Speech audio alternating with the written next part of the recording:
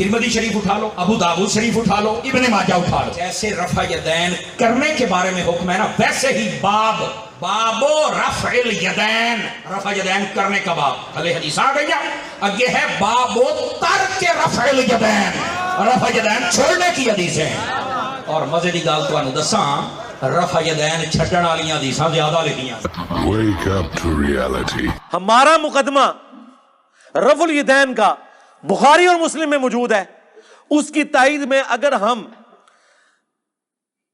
जुज रफ़ुल यदैन से यह रवायत लेकर आए, जो रवायत हमारे नजदीक सही है, अगर किसी की जिरह तो उसका जाती अपना कि अब्दुल्ला बिन उमर उनको कंकरियां मारते थे जो रफ़ुल यदैन सुस्ती की वजह से छोड़ता था। कोई कहता है जी ठीक है, कई मुहद्दिसीन ने इस रवायत को सही कहा, लेकिन मेरे नजदीक सही नहीं है, मैं इसलिए ताईद में पेश करूंगा, मेरे नजदीक एक तो वो सही भी है, दूसरा मेरा असली मुकदमा तो बुखारी मुस्लिम में है रफ़ुल यदैन के साथ।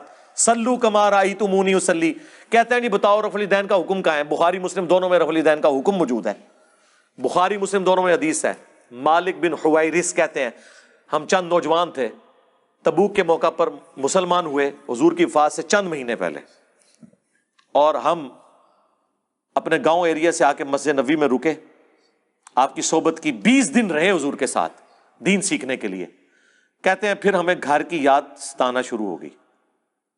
एक अच्छा टीचर वही होता है जो फेस रीडिंग कर ले। आप तो कहते हैं ना हुजूर आपके ज़माने में होता तो आपके साथ ही रहता, जो उस ज़माने में थे उन्होंने अपने काम भी तो करने थे ना, ये दुनिया में निज़ाम चल नहीं सकता। तो वो मालिक बिन हुवैरिस कहते हैं हुजूर ने जब हमारी हालत देखी ना कि अब ये बच्चे इंटरेस्ट लूज कर रहे हैं, इनको घर की याद सता रही है, तो हुजूर ने खुद ही बुला के कहा कि ठीक है बस जाओ,